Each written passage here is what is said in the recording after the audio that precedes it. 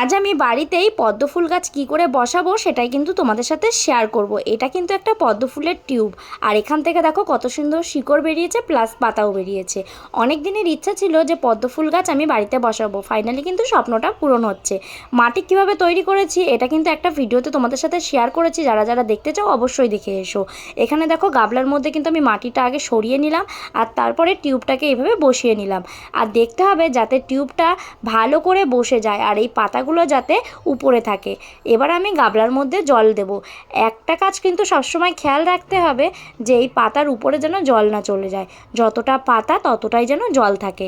এবার আমি এর সাথে ছোট ছোট কিছু কচুরিপানা আছে, এই কচুরিপানাগুলোকে আমি ওই পদ্মর মধ্যে ফেলে দেব। দেখতে কিন্তু খুব সুন্দর লাগছে। আর আজকের ভিডিওটা কেমন লাগলো অবশ্যই কমেন্ট করে জানিও। আর যারা যারা আজকের এই ভিডিওতে কমেন্ট করবে তাদের কমেন্টগুলো আমি অন্য একটা ভিডিওতে অবশ্যই নামগুলো পড়বো। দেখা হচ্ছে নেক্সট ভিডিওতে। টাটা।